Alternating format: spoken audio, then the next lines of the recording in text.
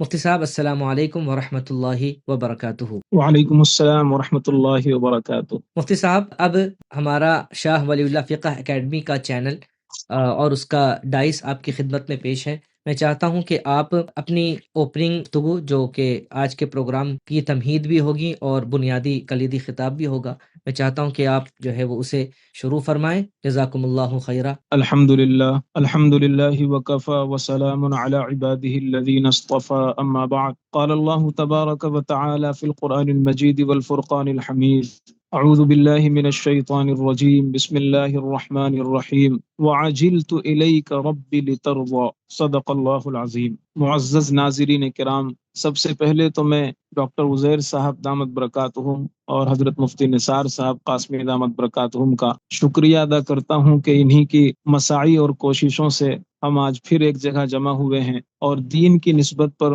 کچھ کہنے سننے کی توفیق ہمیں میسر ہو رہی ہے۔ اللہ تعالی ہم سب کی کوششوں کو قبول فرمائے اور ہم سب کو اپنی پسند کا کامل دیندار بنائے، ہمیشہ کے لیے راضی ہو جائے۔ ناظرین کرام، یہ رمضان المبارک کے آخری عشرے کی قیمتی گھڑیاں تیزی سے گزر رہی ہیں۔ ہر لمحہ اتنا قیمتی ہے کہ وہ ایک گھڑی اور ایک لمحہ بھی ہماری زندگی بدلنے کے لیے اور ہماری زندگی بنانے کے لیے کافی ہے۔ اس لیے جو یہ تھوڑا سا وقت باقی رہ گیا ہے، اس وقت کو بھی ہم زیادہ سے زیادہ کارآمد بنائیں۔ ایسا نہ ہو کہ شروع کے جوش و خروش کی وجہ سے اب آخر میں ہم سست پڑ جائیں، آخر میں ٹھنڈے پڑ جائیں، اور جو تھوڑا بہت ہم عبادت شروع میں جذبے کے ساتھ ذوق کے ساتھ کر لیا کرتے تھے، اب ہماری یہ گھڑیاں عید کی تیاری میں، شاپنگ میں، مارکیٹوں میں اور ادھر ادھر گھومنے میں ضائع ہوں۔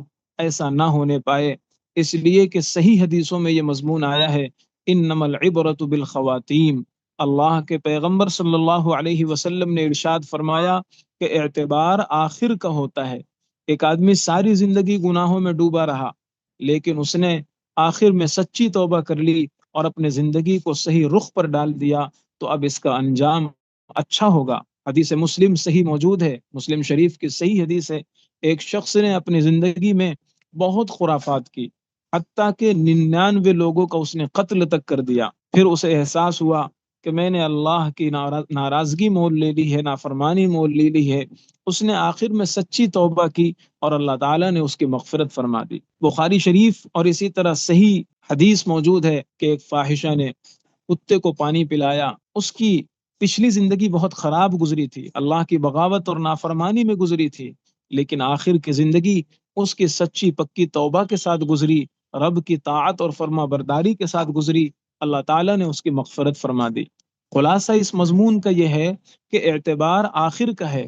کہیں ایسا نہ ہو کہ ہم نے شروع کی عبادت تو کر لی، اب آخر میں ہم گناہوں میں، غیبتوں میں اور ادھر ادھر اپنے اوقات کو اور ان قیمتی لمحات کو ضائع کرنے میں لگ جائیں، تو کہیں ایسا نہ ہو کہ رمضان کے محروموں میں ہمارا نام لکھ دیا جائے۔ اس لیے رمضان المبارک کی ان قیمتی گھڑیوں کو اور ان قیمتی لمحات کو ہمیں بہت وصول کرنا چاہیے، اور تھوڑا سا اپنے قوت ارادی کو اور تیز کرنا چاہیے، اپنی ہمت کو اور مضبوط کرنا چاہیے، اور جتنی گھڑیاں باقی ہیں ان میں بھی ہمیں خوب سے خوب تر عبادت اور اچھے طریقے پر اللہ تبارک و تعالیٰ کو راضی کرنے کی کوشش کرنی چاہیے۔ ایک بات تو یہ ہو گئی۔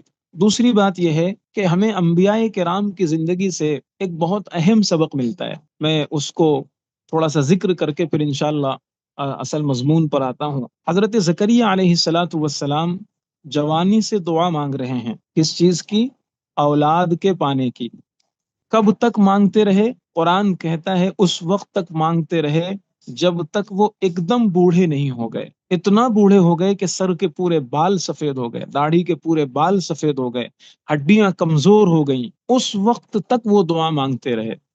رب انی وہن العظم منی واشتعل الرأس شیبا ولم اکن بدعائک رب شقیا۔ تو حضرت زکریا علیہ السلام جوانی سے دعا مانگ رہے ہیں بڑھاپے تک۔ یہ انبیاء کی شان ہوتی ہے کہ وہ رب کی رحمت سے نا امید نہیں ہوتے ہیں۔ ہمارا حال یہ ہے کہ ہم دعا مانگتے ہیں، تھوڑا دن مانگا ہم نے اور وہ چیز نہیں ملی تو ہم تھک ہار کے بیٹھ جاتے ہیں اور پیچھے ہٹ جاتے ہیں۔ یہ انبیاء کی شان نہیں ہوتی۔ انبیاء اعلیٰ درجے کے متوکلین میں سے ہوتے ہیں، رب کے وعدوں پر اعلیٰ درجے کا ان کو یقین ہوتا ہے، اس لیے وہ جانتے ہیں کہ اللہ جب چاہے جس درخت پر چاہے پھل لگا دے، اس کی شان کریمی سے کوئی بعید نہیں ہے، اس لیے وہ دعائیں مانگ رہے ہیں۔ حضرت زکریا علیہ السلام کی دعا بڑھاپے میں قبول ہو گئی۔ ان کی بیوی کے اندر صلاحیت نہیں تھی، میڈیکل سائنس تو یہ کہہ رہی تھی کہ اب تو کوئی امید ہی نہیں ہے اولاد ہونے کی، ہڈیاں ایک دم کمزور ہو گئی ہیں، بڑھاپا ایک دم طاری ہو گیا ہے۔ عورت اور جو ان کی بیوی ہیں وہ بھی اس درجے کی نہیں رہی ہیں اور اس صلاحیت کی نہیں رہی ہیں، لیکن اس کے باوجود قرآن کہتا ہے فَاسْتَجَبْنَا لَهُ وَوَهَبْنَا لَهُ يَحْيَىٰ وَأَصْلَحْنَا لَهُ زَوْجًا۔ ہم نے ان کی دعا قبول کی، ان کی بیوی کے اندر جو صلاحیت نہیں تھی وہ صلاحیت بھی ہم نے پیدا کی، اور دنیا والوں کے سامنے ایک انہونی کو ہونی کر کے دکھایا۔ یہ تو ہوا کہ ہم نے ایسا کر دیا، لیکن اب ذرا سبق کیا ہے اس واقعے میں اور کیوں ایسا ہوا؟ قرآن نے 3 صفات بہت اہم یہاں پر ذکر فرمائے ہیں، وہی مجھے آج کی اس گفتگو میں سنانا ہے۔ قرآن پاک یہ ذکر کرتا ہے کہ یہ جو ہم نے انہونی کو ہونی میں بدل دیا، بڑھاپے میں اولاد دے دیا، اور حضرت زکریا علیہ السلام کی زوجہ کے اندر جو صلاحیت بھی ختم ہو گئی تھی اس صلاحیت کو زندہ کر کے اولاد عطا فرمایا، یہ ہم نے اس لیے کیا انہم کانوا یسارعون فی الخیرات ویدعوننا رغبا ورہبا وکانوا لنا خاشعین، اس لیے کہ ان کے اندر 3 صفات تھی بہت اعلیٰ قسم کی۔ ایک پہلی صفت تو یہ تھی کہ وہ نیکیوں کے کاموں کو لپک لپک کر کیا کرتے تھے، سبقت کیا کرتے تھے، نیکی کا کوئی موقع گمایا نہیں کرتے تھے، نیکی کا جو بھی موقع آتا اس کو اول مرحلہ پہ کیا کرتے تھے۔ نماز کا وقت ہوا اول وقت نماز پڑھتے تھے، منادی نے اذان دے دی پہلی فرصت میں مسجد جانے کی کوشش کیا کرتے تھے، تکبیر اولیٰ کا اہتمام کیا کرتے تھے، کوئی خرچ کرنے کی باری آئی تقاضا آیا پہلی فرصت میں خرچ کیا کرتے تھے، غریبوں کی مدد کرنے کا موقع آیا، کسی کے تعاون کرنے کی بات آئی، کسی کو کوئی راحت پہنچانے کا موقع آیا، آگے بڑھ کر کے وہ ایسا کیا کرتے تھے۔ تو انہم کانوا یسارعون فی الخیرات، پہلی صفت یہ ہے کہ وہ نیکیوں کے کاموں میں سبقت کیا کرتے تھے، اور وَيَدْعُونَنَا رَغَبًا وَرَهَبًا، خوشی کا موقع ہوتا یا غم کا موقع ہوتا، حالات خوفناک ہوتے یا خوشی کے حالات ہوتے، ہر حالت میں وہ اللہ کو پکارتے تھے۔ ایسا نہیں ہے کہ خوشی میں غافل ہو جائیں، شادیوں میں خدا کو بھول جائیں، فنکشن میں خدا کو نظر انداز کر دیں، اور اپنے سماج کے حساب سے اور اپنے مزاج کے حساب سے اور اپنی منمانی کے حساب سے ہم خوشی منائیں، اور جب غم آئے تو اللہ کو یاد کریں۔ یہ ان کی زندگی نہیں تھی، خوشی میں بھی ان کے سامنے خدا کی ذات تھی اور غمی میں بھی ان کے سامنے خدا کی ذات تھی، ان کے پیر شریعت سے بندھے ہوئے تھے، وہ خوشی مناتے تھے تو بھی شریعت کے دائرے میں، اور غم کا اظہار کرتے تھے تو بھی شریعت کے دائرے میں۔ یہ انبیاء کی شان ہوتی ہے، اور یہی انبیاء کے ماننے والوں کو پیغام اور میسج دیا گیا اس آیت میں، وَكَانُوا لَنَا خَاشِعِينَ، اور وہ ہر دم ہم سے ڈرتے تھے، ہر وقت ہم سے ڈرتے رہتے تھے۔ وہ موسمی مسلمان نہیں ہوا کرتے کہ رمضان آیا تو تھوڑا سا ڈر گئے اور رمضان کے بعد پھر اپنی زندگی اسی طرح اسی ڈھرے پر گزارنا ہم نے شروع کر دیا، ایسا نہیں ہے۔ انبیاء کی ایک شان ہوتی ہے، ہر موسم میں، ہر حالت میں، ہر زمان میں، ہر مکان میں، ہر انداز میں وہ خدا کے حکم کے پابند ہوتے ہیں۔ ان 3 صفات کو قرآن نے جو ذکر فرمایا وہ اسی لیے ذکر فرمایا کہ انبیاء کے نام لیواؤں اور نبی کے ماننے والوں کو بھی انہی 3 صفات کو اپنے اندر اپنانا چاہیے کہ ہر حالت میں نیکی کے موقع کو آگے بڑھ کر کے کرنا چاہیے، اور ایسا نہیں ہے کہ کسی خاص موسم میں یہ صفت ہونی چاہیے۔ اور انبیاء کتنا زیادہ نیکی کی طرف سبقت کرتے ہیں، ایک اور مثال میں ذکر کرتا ہوں۔ قرآن پاک کی جو آیت کا حصہ میں نے پڑھا تھا اس میں ایک واقعہ مختصر ذکر کیا گیا ہے۔ حضرت موسیٰ علیہ السلام سے اللہ تعالیٰ نے وعدہ کیا کہ آپ اپنی قوم کو لے کر کوہ طور پر آ جانا، اور شرف ملاقات بھی ہوگی اور وحی ہوگی اور بھی بہت سی چیزیں نعمتیں عطا کی جائیں گی۔ تو اللہ سے ملاقات اور اللہ سے مناجات یہ ایسی نعمت تھی، موسیٰ علیہ السلام اتنا زیادہ ایکسائٹڈ اور اتنا زیادہ شوق اور جذبے سے بھرے ہوئے کہ اپنے قوم کو لے کر کے چل رہے ہیں، قوم کے قائد ہیں، نبی ہیں، پیغمبر ہیں، قوم کے لیڈر ہیں، رہبر ہیں، قوم کو لے کر کے چل رہے ہیں، لیکن اتنا جلدی جلدی چلنے لگے کہ قوم پیچھے رہ گئی، اور حضرت موسیٰ علیہ الصلاۃ والسلام شوق ملاقات میں، مناجات میں جلدی پہنچ گئے۔ اب جب جلدی پہنچ گئے، یہ مسارعات الی الخیرات، نیکی کے کاموں میں اور اللہ کو راضی کرنے کے کاموں میں جلدی جلدی چلنا، آگے بڑھنا، بہت جلدی سے وہ کام کر لینا، یہ انبیاء کی ایک خاص نشانی ہوتی ہے۔ جب جلدی پہنچ گئے تو اللہ کی طرف سے پوچھا جاتا ہے وَمَا أَعْجَلَكَ عَنْ قَوْمِكَ يَا مُوسَى، موسیٰ جلدی کیوں آ گئے؟ اپنے قوم کو چھوڑ کر، اپنے قوم کو پیچھے چھوڑ کر کے تم جلدی کیوں آ گئے؟ ذرا دیکھیے انبیاء کا جواب کیا ہوتا ہے، کس شان سے حضرت موسیٰ علیہ الصلاۃ والسلام نے جواب دیا۔ ارشاد ہوتا ہے وَعَجِلْتُ إِلَيْكَ رَبِّ لِتَرْضَىٰ، پروردگار میں اس لیے جلدی آ گیا تاکہ تو خوش ہو جائے، تاکہ تو راضی ہو جائے۔ یہ موسیٰ علیہ الصلاۃ والسلام کا جو یہ جواب ہے، جو ہمارے ہر عمل میں ایک روح پھونک دیتا ہے۔ ہم مسجد جلدی اس لیے جاتے ہیں کہ جگہ نہیں ملے گی، رمضان میں خاص طور پر ہم مسجد اس لیے جلدی جا رہے ہیں کہ اے سی والے حصے میں جگہ نہیں ملے گی، یا ہم کسی اور دنیاوی غرض سے یا کسی اور مقصد سے جا رہے ہیں۔ ذرا اس جواب کو اپنے اندر ڈال کر کے دیکھیے، اور پھر اس روح کو دیکھیے جو اپنے اندر محسوس ہو۔ وَعَجِلْتُ إِلَيْكَ رَبِّ لِتَرْضَىٰ، ذرا اذان ہو اور فوراً مسجد چلے جاؤ اور اپنے من میں اللہ سے کہو اے اللہ میں جلدی اس لیے آ گیا تاکہ تو خوش ہو جائے۔ کوئی تقاضا خرچ کرنے کا ہوا، آگے بڑھ کر کے کھڑے ہو جاؤ اور من میں اللہ سے کہو اے اللہ میں نے جلدی اس لیے کی تاکہ تو خوش ہو جائے۔ کسی کا انتقال ہو جائے، اس کی خبرگیری میں، وہاں قبر تیار کرنے میں، گھر والوں کے احوال میں، کفن دفن میں، دوسری تیاریوں میں آگے بڑھ کر کے چلے جاؤ اور من میں کہو اللہ سے وَعَجِلْتُ إِلَيْكَ رَبِّ لِتَرْضَىٰ، پیغمبر میں جلدی اس لیے، اللہ میں جلدی اس لیے کر رہا ہوں تاکہ تو خوش ہو جائے۔ تو پیغمبروں کی ایک خاص نشانی ہوتی ہے، پہلی عادت یہ ہوتی ہے کہ وہ نیکی کے کاموں کو ہر زمانے میں، ہر جگہ پر اور ہر حالت میں لپک لپک کر کرتے ہیں، آگے بڑھ کر کرتے ہیں، کوئی موقع مس نہیں کرتے، کوئی لمحہ ضائع نہیں کرتے۔ یہ انبیاء کی ایک پہلی عادت ہوتی ہے۔ بہت مختصر میں ذکر کروں تاکہ میں اپنے اصل موضوع پر آ سکوں ان آیات کی روشنی میں۔ انبیاء کی ایک دوسری نشانی جو آج کے ہمارے موضوع سے متعلق ہے، انبیاء کی ایک دوسری عادت شریفہ، ایسے تو بہت ہی عادت شریفہ ہیں، انبیاء تو سراپا عادات اور خصائل حمیدہ سے متصف ہوتے ہیں، سر کے بالوں سے پیر تک انبیاء حسن ہی حسن ہوتے ہیں، ان میں ذرہ برابر نقص کا کوئی وہ نہیں ہوتا ہے، اور معصیت سے، برائی سے وہ پاک ہوتے ہیں۔ انبیاء کی شان ہی الگ ہوتی ہے، لیکن ہمارے آج کے موضوع سے متعلق ان کی دوسری عادت شریفہ یہ ہوتی ہے کہ انبیاء جب کوئی نیک کام شروع کر دیتے ہیں تو پھر اسے ختم نہیں کرتے۔ نبی کی ایک خاص نشانی یہ ہوتی ہے انبیاء کی کہ جب وہ کوئی نیک کام ایک مرتبہ شروع کر دیتے ہیں تو پھر اسے بند نہیں کرتے۔ انہیں غیرت آتی ہے کہ جب اس وقت میں میرا یہ عمل اللہ کے پاس نہیں پہنچے گا تو میں کیا منہ اللہ کو دکھاؤں گا۔ میں اس کی ایک مثال دے کر کے بات آگے بڑھاتا ہوں اور بات کو واضح کرنے کی کوشش کرتا ہوں۔ بخاری مسلم دونوں کے اندر حدیث ہے، آپ صلی اللہ علیہ وسلم نے ایک مرتبہ ظہر کی نماز ادا فرمائی۔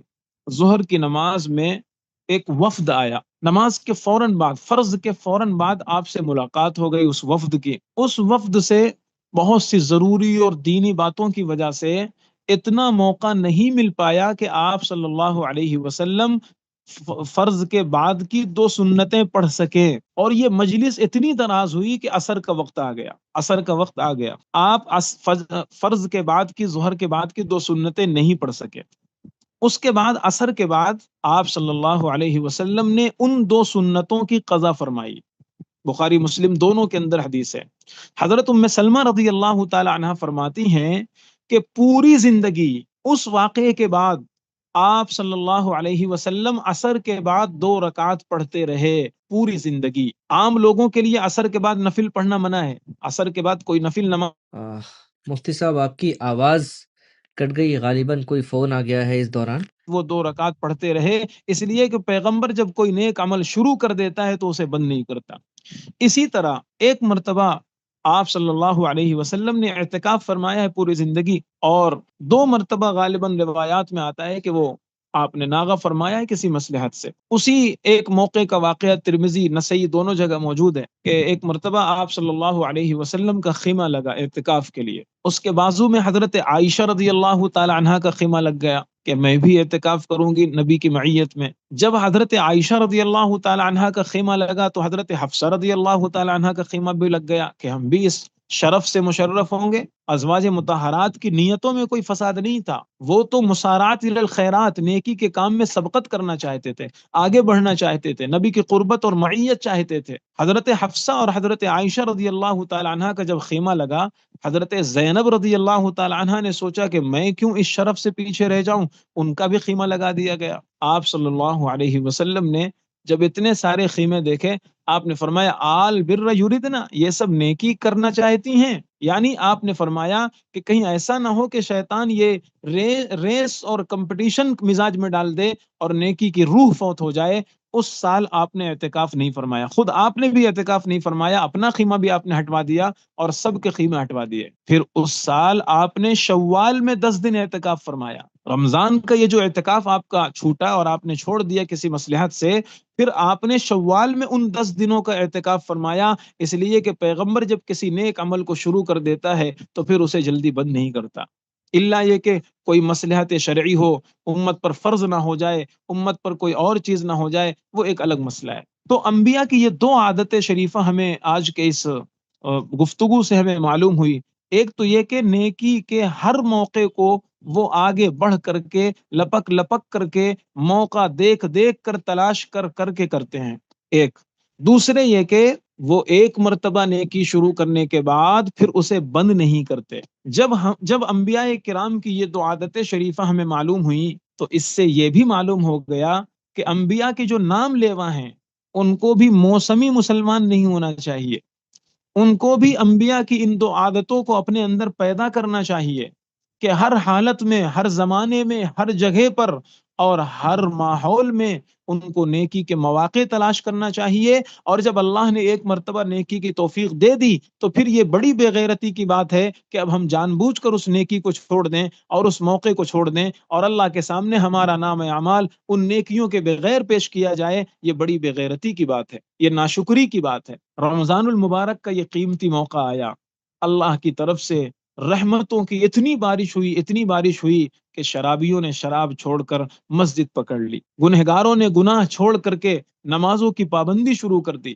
عجیب اللہ کی مہربانی اور رحمت ہوئی، جو سال سال مسجد کی سیڑھیاں نہیں چڑھتے تھے، کیسی خدا کی خاص رحمت ان پر متوجہ ہوئی کہ ان کے پیروں کی بیڑیاں توڑ کر کے، زنجیریں کاٹ کر کے اللہ نے انہیں مسجد کا 5 وقتہ نمازی بنایا۔ یہ رمضان کوئی معمولی چیز تھی، اتنی عظیم چیز ہے کہ اللہ کی اتنی خاص رحمتیں متوجہ ہو رہی ہیں عمومی طور پر کہ تقریباً ہر بندہ نمازی ہو گیا، ہر بندہ روزہ رکھ رہا ہے۔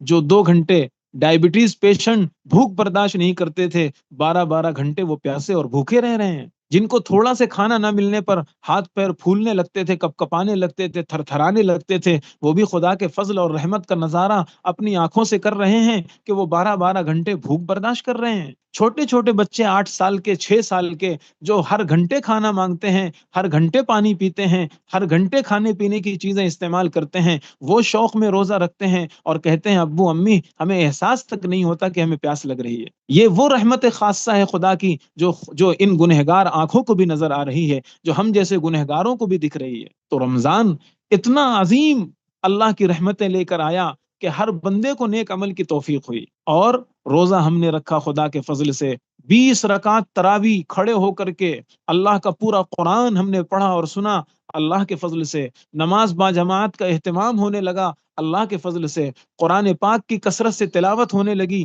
تسبیح ذکر اذکار میں زبانیں چلنے لگیں، اور اللہ کے فضل سے مسجد میں دل لگنے لگا، مسجد میں بیٹھنا اچھا لگنے لگا۔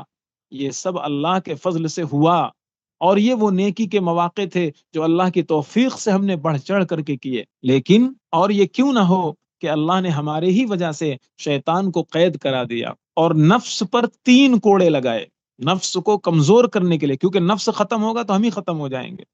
تو نفس کو ختم تو نہیں کیا، لیکن 3 کثرت میں شمار ہو جاتا ہے، کثرت سے کوڑے لگے، 3 کوڑے لگے۔ پہلا کوڑا بھوک کا کوڑا لگا، اتنے گھنٹے اسے بھوکا رکھا جائے گا تو بھوک سے نفس بالکل کمزور ہو جاتا ہے۔ چنانچہ تصوف کی کتابوں میں یہ بات لکھا ہوا ہے کہ نصف الطریق الجوع، آدھا سلوک بھوکا رہنا ہے۔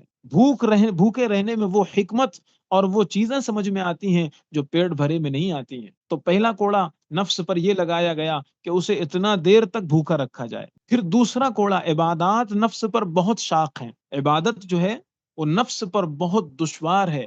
نماز کے بارے میں قرآن خود کہتا ہے وَإِنَّهَا لَكَبِيرَةٌ، یہ بہت مشقت والی چیز ہے، بہت شاق ہے، إِلَّا عَلَى الْخَاشِعِينَ، ہاں خدا سے ڈرنے والوں پر یہ مشقت والی نہیں ہے۔ تو عبادتیں بڑی شاق ہیں، اور خاص طور پر نماز تو یہ بہت نفس پر شاق ہے۔ تو نماز کتنی بڑھا دی گئی؟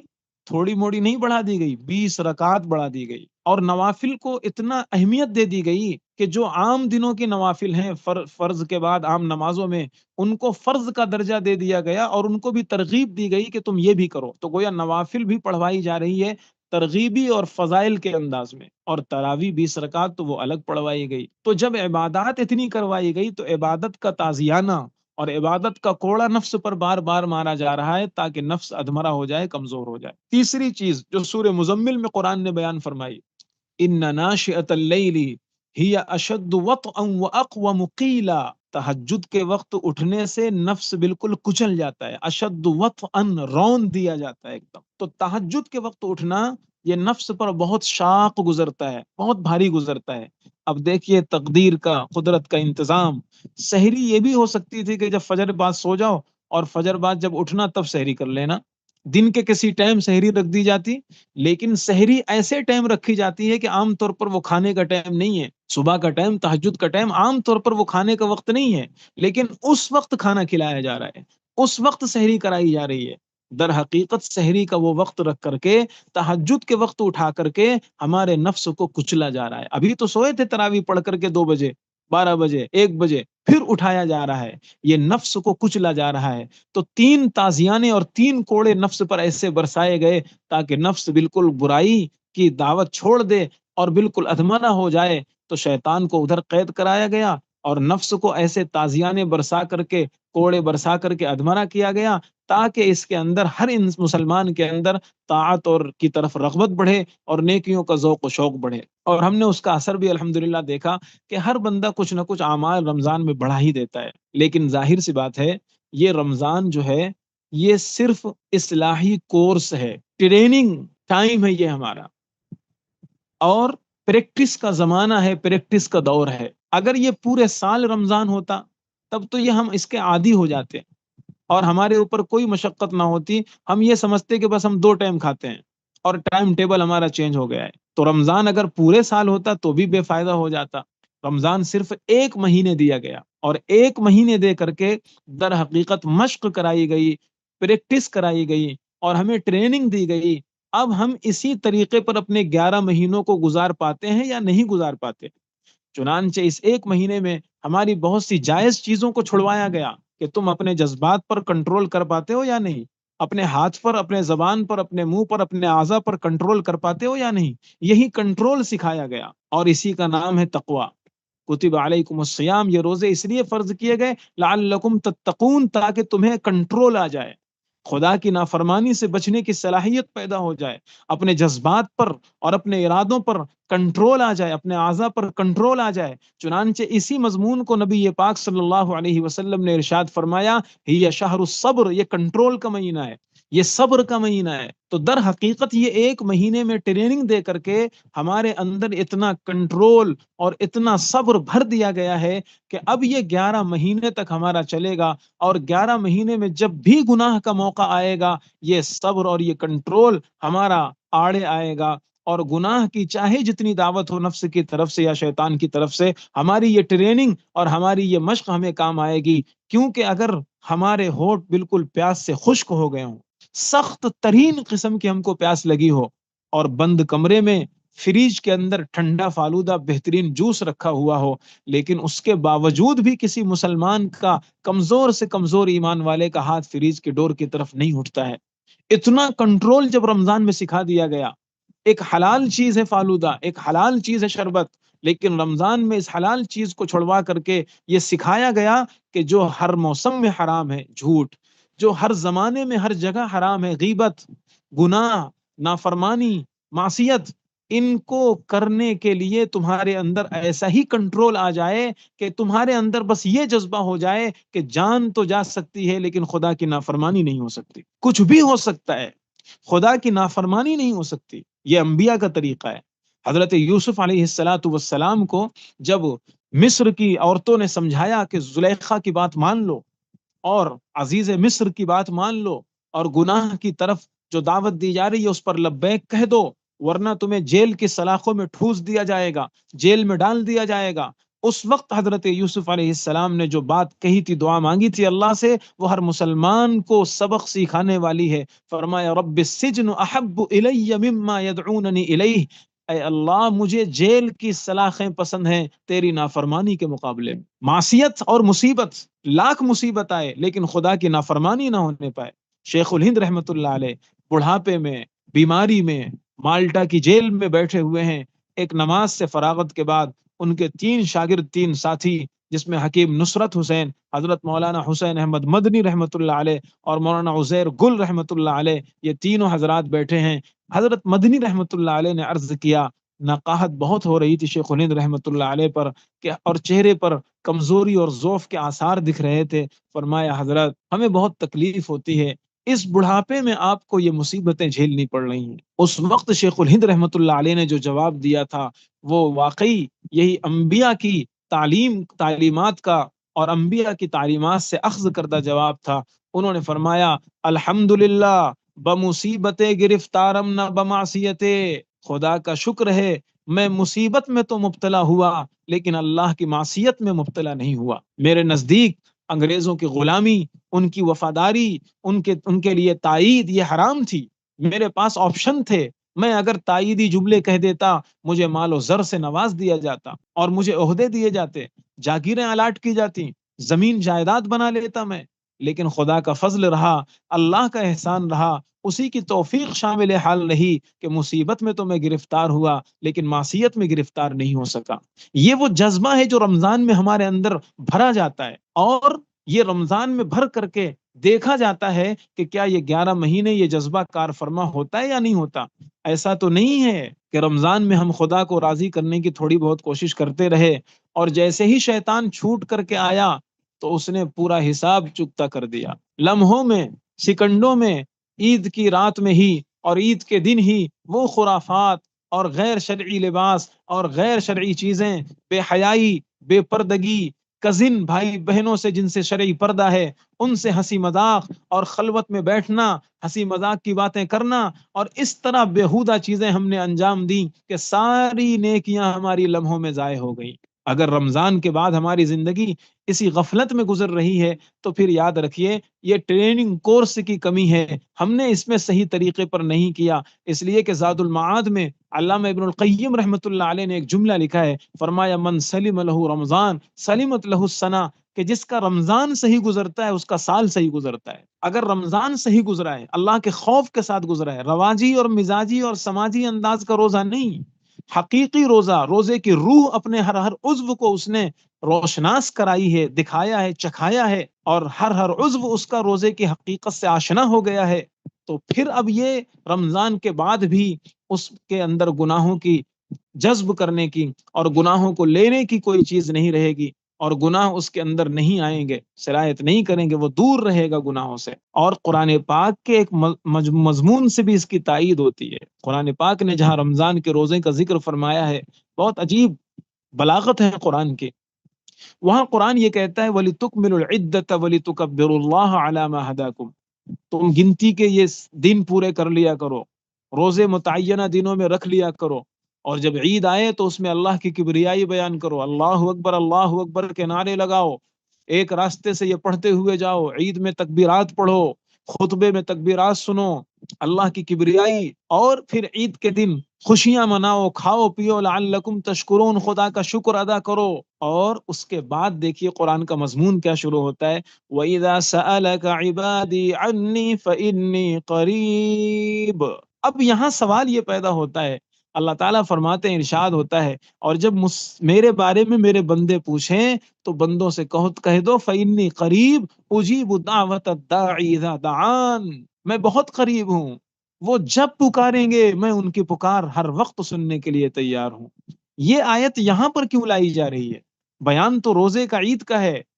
مفسرین نے لکھا یہ اشارہ اس بات کی طرف ہے کہ اے مسلمانوں، یہ نہیں سمجھ لینا کہ تمہارا رب صرف رمضان میں تم سے قریب تھا، تمہارے رب کی رحمتیں صرف رمضان میں تمہارا احاطہ کر رہی تھیں، تمہارے رب کی رحمتیں صرف رمضان میں تمہارے اوپر برس رہی تھیں، مغفرت کے خزانے تمہارے لیے رمضان میں صرف لٹائے جا رہے تھے۔ ایسا مت سمجھ لینا، جب بھی میرے بندے پوچھیں کہو بندوں سے تمہارا رب تمہارے شہرت سے بھی زیادہ قریب ہے، ہر موسم میں قریب ہے، ہر زمانے میں قریب ہے، ہر مکان میں قریب ہے، اور ہر حال میں قریب ہے، ہر وقت قریب ہے۔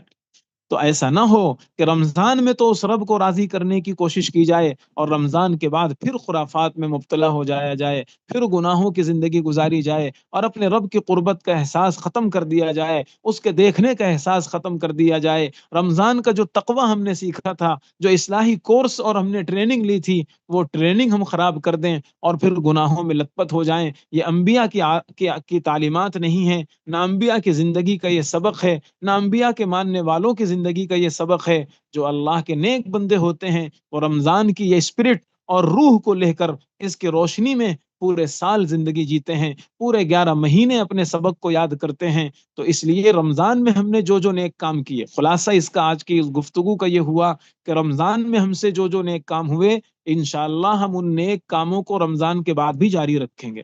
تہجد رمضان کے بعد بھی پڑھیں گے، تکبیر اولیٰ کا اہتمام رمضان کے بعد بھی کریں گے، گناہوں سے دوری رمضان کے بعد بھی رکھیں گے، اور اپنے دل کی صفائی کینہ اور بغض اور حسد سے رمضان کے بعد بھی کریں گے، صدقہ خیرات رمضان کے بعد بھی کریں گے، ایثار و ہمدردی رمضان کے بعد بھی کریں گے، دوسروں کی غریبوں کی خبر گیری، ان کا تعاون اور مدد رمضان کے بعد بھی کریں گے۔ تو یہ ساری چیزیں اگر ہم نے سیکھی اور عمل کی تو سمجھو ہمارا رمضان صحیح گزرا، اور اگر خدا نخواستہ رمضان گیا، بات گئی، تقوی گیا، تو پھر یہ سمجھیے کہ رمضان ہمارا صحیح نہیں گزرا، اس کو بہت توبہ کرنے اور معافی مانگنے کی ضرورت ہے۔